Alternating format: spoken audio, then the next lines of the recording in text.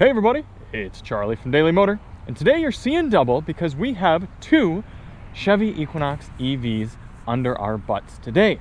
On the left is our personal second level convenience package, 2025 Chevy Equinox EV. We've leased this now for a number of months. It's Alyssa's daily driver. We've got about 800 miles on the vehicle, and we still quite like it. And then this right here is a loaner from Chevrolet. This is the most basic Equinox EV you can get. So when they promised the least expensive electric vehicle that can do over 315 miles on a charge, this is it. This is the one you're looking at. This one has an after destination MSRP of $35,000, whereas our personal one has an MSRP of $48,000. However, we are only paying about $140 a month to drive it with nothing down because of very aggressive rebates from Chevrolet and the federal tax credit. So if you do want to see more on our personal car, check the link below. We've got our ownership intro. I'll be shooting a dedicated video on the pricing on ours as well. I guess I really should get around to that soon since we've had it now for a while. We've also got a comparison with our outgoing Bolt EUV. That was a premier model, and Alyssa drove that for about a year and a half and is now thoroughly enjoying the Equinox, so we can see our thoughts on that one as well. So I'm gonna try not to make this a super dry and boring, just go through the sheets and compare, oh, well, on this one you get these features, on this one you don't. I'm gonna try to make it at least a little bit more exciting and talk about what is impactful and you notice here in the real world. And one of the primary differences to me was the difference in wheel size. The base car comes with a 19-inch wheel wrapped in Michelin Primacy all-season tires, 245/55 R19s.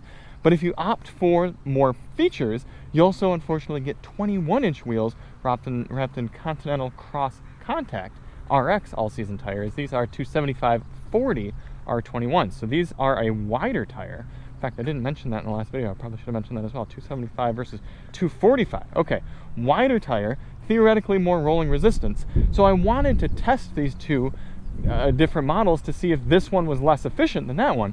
And I'm gonna just spoil the video for you right now. I'm not even gonna make you go watch it. It turns out that on our highway test, these two were virtually identical in efficiency. So happy to say that despite larger wheels with more contact patch, the 2LT model, I'm just gonna call it 2LT. I know it's not called 2LT anymore for the 2025 model year, but I'm just gonna call it that. It makes more sense. This one is just as efficient as that one, despite roof rails, a sunroof, and larger tires and a larger wheel. So you get that. Some people might think it looks a little bit more cool. It also looks a little bit cooler with some more accents here. You got some chrome, and you got the chrome roof rails. If this were an RS package, then we'd have black where the chrome is. And then we have a few more advanced light bars as well. Let me see. If I hit the unlock button on that one, you can just see those lights. Unlock button on this one. Do we get our front light bar to come up? Yeah, look at that. So we got those LEDs, whereas over on the one on the right, you see the LEDs are rolling over on the side. Now, mind you, the headlights themselves are down a little bit lower, and those seem to be about the same. Down on the front bumper, looks like you got a little bit of gray, whereas this one's got kind of a, almost kind of cool carbon fiber look. That's interesting that the base car gets that. I like that. Okay. Coming around back, do we see any differences? Yes, I know we don't. Oh, actually, this one, even the base car gets this LED light bar across the back. Okay. All right, that's cool. I thought that was something that was reserved for the higher end models, but seems that's not the case. However, look at this, the taillights are a little bit different. They're kind of white smoked out on the 2LT model, and that one, they're just red. Okay. Opening up the trunk cargo area, you see this one has a power lift gate. That was something that we wanted to have. Alyssa did not have that on her Bolt, and she appreciates having it now. Another thing I'm noticing is I'm 5'10", and on the power liftgate model, this one with the 21s, the 2LT, the liftgate seems to go up to about 6 feet. My head is just barely clearing comfortably. But earlier today, I bumped my head on the liftgate of this one, so it seems that it's lower. Yeah, okay. So my head is hitting on this one. That's interesting. There's about a few inch difference. I don't know if that's ride height related. It shouldn't be. Huh, very strange. So I guess if you're a taller individual, maybe consider getting the power liftgate. It seems to go up a little bit higher. Interesting. Other than that, in the back area, we have So we got tie downs, still got underfloor storage. No spare tire, however, this one has an inflation kit, and that one does not, as we'll see in a moment, because those are theoretically puncture resistant or self-healing tires. Now, I'm inclined to feel like that's BS, but theoretically speaking, you don't even need to patch a tire. You just, you could drive on it, I guess. Maybe the sidewall is strong enough where they just say you can drive on it as is, and then if it's so bad that you need a tow, then you would need a tow with that one also. I guess maybe that's their thought process. As I said, no roof rails on this one. Very smooth top. Get into the back seat. Cloth in here, and I'm not going to mince words. It feels a little bit like a rental car inside this vehicle. We are dealing with standard Chevrolet cloth. Still got grippy cup holders for this flip down armrest in the back, so that's nice. And air vents and power points, so that's good. You still got rear air vents if you got children or passengers back here. 2 rear power points. Maybe if you're thinking about using this as a rideshare vehicle, this would work pretty well because you still got, you can put cables in here for people and still put some air on them. But other than that, pretty basic. Some handles. Still got some LED looking lights up there. I don't really mind the cloth, mind you. I'm just letting you know that it's a General Motors cloth.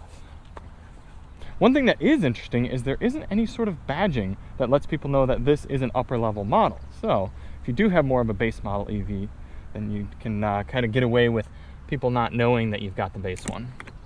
And you can see we've got these white inserts. I like to call them the panda seats. And I am kind of now noticing, I should eat my words a bit, because there is still a little bit of cloth insert on the 2LT model, but most of it is this Ecotex, whatever they call this, fake leather. Still have the flip down armrest. Still have the essentially same area here, except we've got heated rear seats in this model. I believe that comes in the 2nd level of convenience package. And some fun blue door inserts, kind of a gradient from a dark blue into a gray. And headroom a little bit lower for this one because we do have the intrusion of the panoramic sunroof right here, and the sunroof doesn't even come all the way to the back seats. So keep in mind, if you are using this, again, maybe for rideshare or just have larger passengers in here regularly, you might want to opt with one that doesn't have a sunroof, which fortunately that's an individual package, so not all convenience level 2 Equinox EVs are going to have the sunroof. We opted for that. And you can see Alyssa's car is quite dirty. I apologize for that. Coming into the throne, we've got, again, this cool 2-tone happening. And then power adjust seats. We've got 2-way lumbar adjustment, and then also back and front adjustment for the height. I liked having that.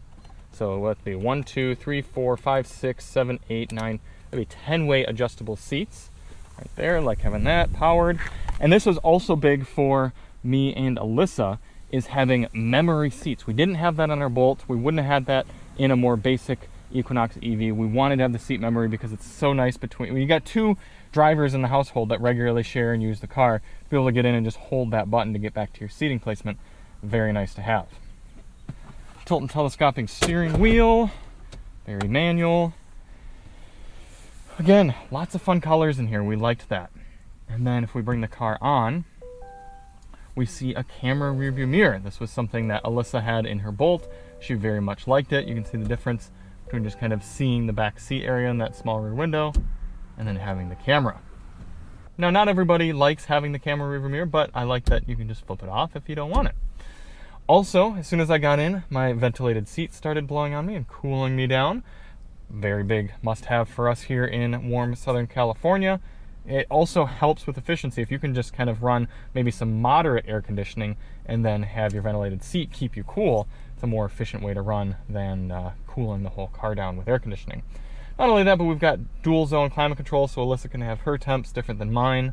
Fan speed stays the same though. Got wireless device charging. And, oh, this is also something a little bit interesting. In climate, I think, is there a manual way to go to climate here? Right, yeah. With the 2LT model, right here, I am able to turn on and off manually the air conditioning and heat. And this is a little bit of an EV nerd situation, but it makes it so that, okay, so say you're in a range situation or you're really concerned about saving electricity, you can run the fans without running the air conditioner or the heater mechanism. I guess it'd be a heat pump in this case. So you can just bring in outside ambient air. I like having that option. It doesn't seem that the base car has that. I'll confirm when we're in there, but I wasn't seeing that in there. I like that we still have physical climate controls down here. Oh, and then we have the big head-up display as well, and we'll see that a little bit more when we're driving both cars. I'm going to pull this one into a parking spot, and then we're going to head out on a drive. We'll start with the base car. I also like that with the Equinox EVs, you can shift gears without coming to a full stop or putting your foot on the brake. Some of you who don't have that might think it's kind of silly, but if I'm just sort of moving forward, just put it in reverse. Makes for just kind of a fun and smooth transition. 360-degree camera, another must-have for us in our car. Very convenient for pulling into parking lots, anything like that, being able to see, or your garage, being able to move the camera around and see what's in front of you, what's behind you, all around. Maybe not the highest resolution or largest screen, but we like having that.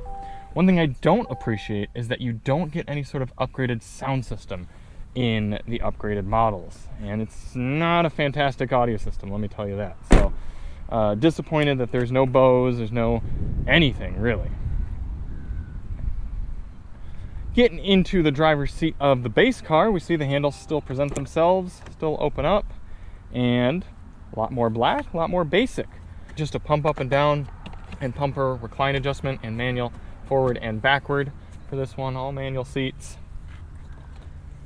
And it is kind of cool still that they use some gray right here, gray plastic, as opposed to something like a piano black. And I might have to eat my words a little bit because I'm seeing an AC button right here in the base car. And yeah, okay, so you can actually manually toggle the AC and heater here in the base car as well. Very cool. All right, good. They wasn't the same on this layout down here at the bottom of the screen, but you do still have that in this model. Manual mirror. Very old school. That's a little bit strange to feel in a $35,000 car, but you still have visors that extend themselves. You don't have wireless device charging, but you do still get the 2 USB-C ports there, and of course you still get the same infotainment screen.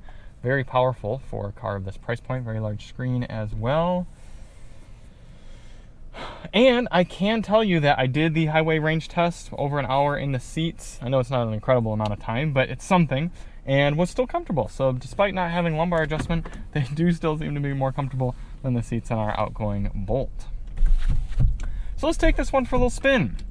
I can tell you that the steering is lighter in the base car. I don't know if that's... Actually, I do have a pretty strong hunch. It's very likely because this one has narrower tires, so there's less resistance that the tires have when they're trying to turn. Not only that, but it'll be interesting to drive these over the same roads because typically cars with more sidewall, a smaller wheel and a larger tire, are going to absorb impact harshness better because they've got more air cushion with which to do that. Now, from my brief time driving the base car, so far it does seem that this one has more reflection from a size perspective, but the reflection is less bad because it doesn't have any white up here, whereas our model, the 2LT, has white leather and it results in a stronger reflection. So we'll see if you can notice a difference in the camera as we get going.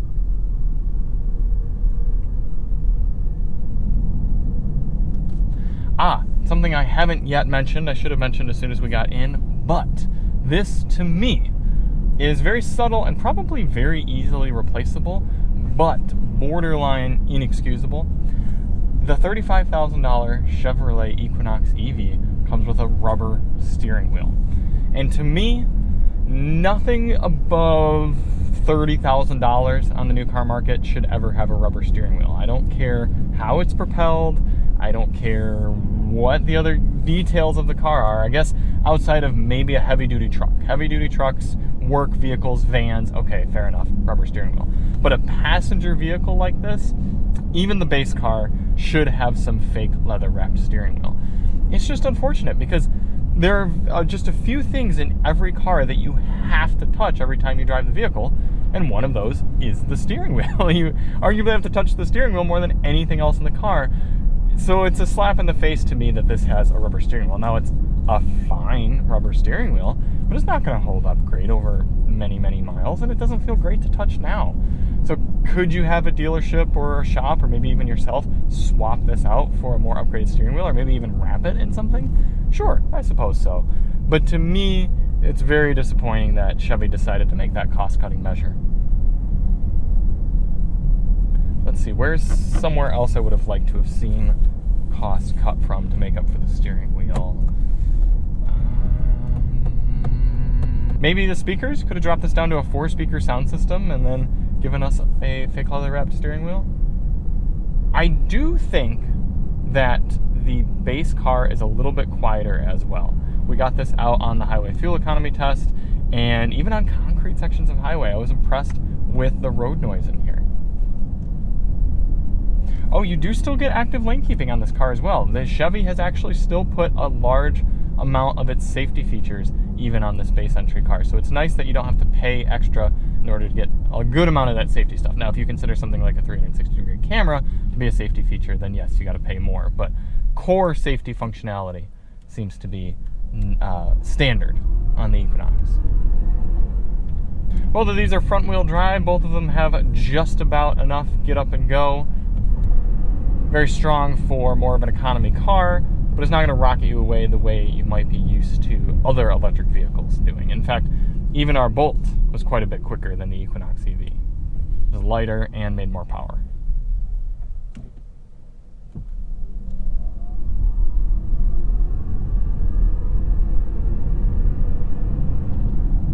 But all in, after spending time with the basic car, this $35,000 Equinox EV, to me personally, it's not worth spending the extra cash in order to get one of the upgraded models. If you can get your hands on one of these entry-level models, the base trim, this is a pretty darn good deal. I mean, to be able to do a realistic 300 miles of mixed driving range, and as we've found, roughly 250 miles easy steady-state highway speeds on a charge for $35,000, that's pretty good.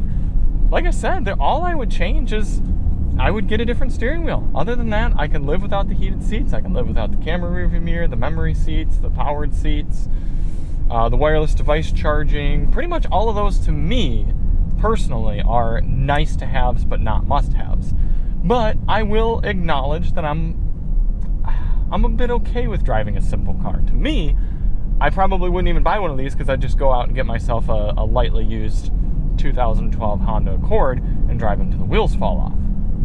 However, if you're somebody who finds themselves wanting to drive an electric vehicle, whether you put on a lot of miles and it makes financial sense for you, whether you just like the way they drive, whether you like the potential statement that they make, or maybe you've got solar at home and you want to take advantage of producing your own electricity, then hey, I can fully endorse this one. I have not minded driving it.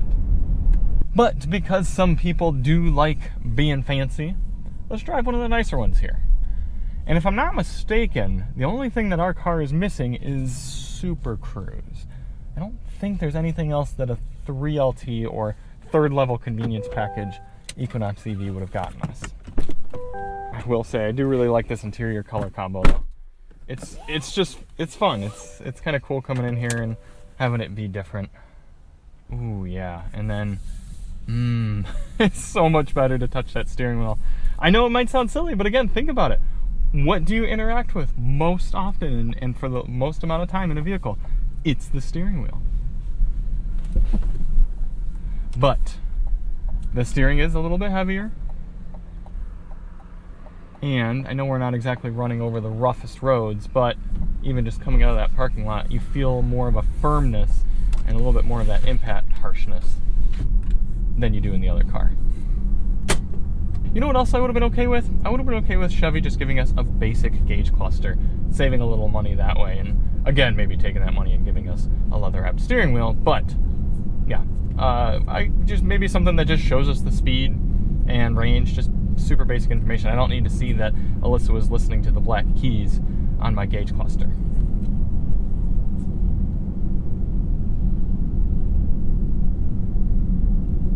See, like I said though, this one just has a little bit more of a rumble to it. I do think these tires are a little bit louder. Now, I know I said that I personally would be totally okay with the base car. However, in some ways it does make more sense to pay for more features in a new vehicle to make it feel like you are actually getting a new vehicle. Because if you're just getting in that base car, then you're essentially spending $35,000 to get features that you could get in a car from the last 30 years. I mean, we're talking about no heated seats, no power seats, no auto-dimming rearview mirror, for gosh sakes. So in some ways, it's like, why are you even buying a new vehicle if you're not going to be getting any of the features and niceties that come with buying a new vehicle? It's kind of like I said, I would be okay with just buying something used and saving a lot more money that way.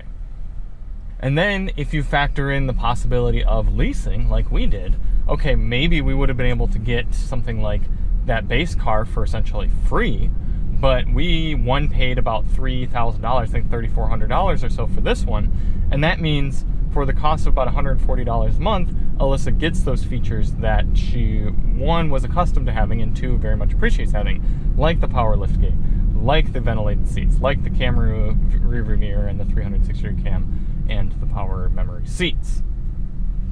So you just got to kind of make the choice for yourself. Okay, is a few $100s a month difference worth all those extra things? And to many people, clearly the answer is going to be yes, because many people don't buy the base car. Now, I do wonder if more people would buy the entry-level model if it were easier to find. I do know I would probably have tried to push Alyssa more toward a base car if there were more inventory, if they weren't all snatched up right away. But I want her to have things that she likes having, and so I'm willing to spend a little bit in order to get that. So like I said, for me, what I would like to see is Chevy put some sort of upgraded sound system in the second and third level convenience package cars. And then other than that, I don't know, maybe outside rear dimming mirrors, but I'm pretty happy with the way this car is. Oh, we forgot to take a look at the reflection. So you can see a lot more white reflection up here, but in terms of actually what's in front of me, it's the glare seems to be less because, I forgot to mention this until now, we have a head-up display on this one. So we get the speed and speed limit and navigation instructions and cruise control information right there in the screen in front of us, right in the window. And then that kind of cuts down on the glare because there's a big open dark area. While we're driving back, quick opportunity to mention Viafo dash cams. I installed one of those in here in order to help keep Alyssa covered if she were to have some sort of accident. We got that sponsored to us, but this is not a paid sponsored video by them, but you can still pick up one in the link below. We've been really happy with it. So what do you all think? I mean, is it worth $18,000 extra for a sunroof and all these features? It's the new car world is pretty weird these days, so it's kind of tough to say. But I'm actually more satisfied. I'm satisfied with both vehicles. I think this is a nice car for the price point, for about $48,000, and I think that's a nice car for about $35,000. They're both a little bit overpriced compared to a gasoline car with similar equipment, but these aren't gasoline cars. These are high mileage capable electric vehicles.